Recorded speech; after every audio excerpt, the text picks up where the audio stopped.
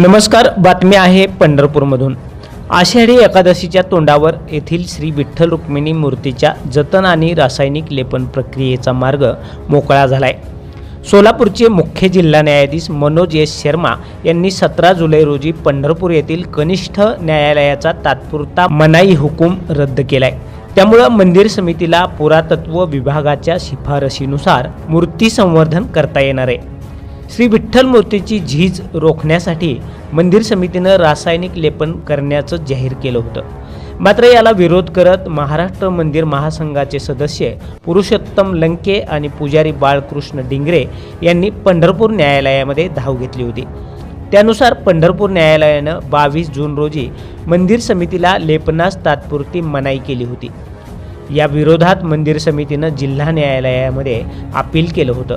तर यापूर्वी 4 वेळा मूर्तीवर रासायनिक लेपन केलं आहे, मग आत्ताच विरोध का, असा सवाल न्यायालयानं केला।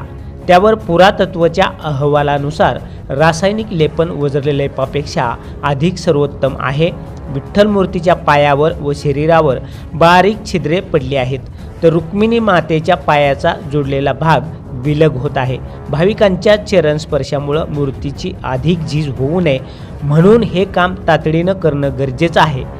मंदिर समिती ही मूर्तीची कायदेशीर पालक आहे। समितीचा निर्णय हा मूर्तीच्या रक्षणासाठी सद्भावनेने घेतल्याचं मत न्यायालयानं यावेळी व्यक्त केले। कनिष्ठ न्यायालयाच्या मनाई हुकुमामुळे मूर्तीचे नुकसान होण्याचा धोका वाढला होता।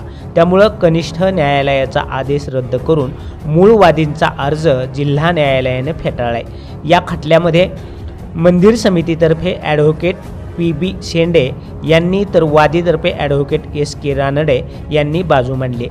आता पालकमंत्री जयकुमार गोरे यांच्या सूचनेनुसार आषाढी यात्रा संपल्यानंतर लगेचच ही लेपन प्रक्रिया केली जाणार असल्याचं मंदिर समितीचे कार्यकारी अधिकारी राजेंद्र शेळके यांनी सांगितले।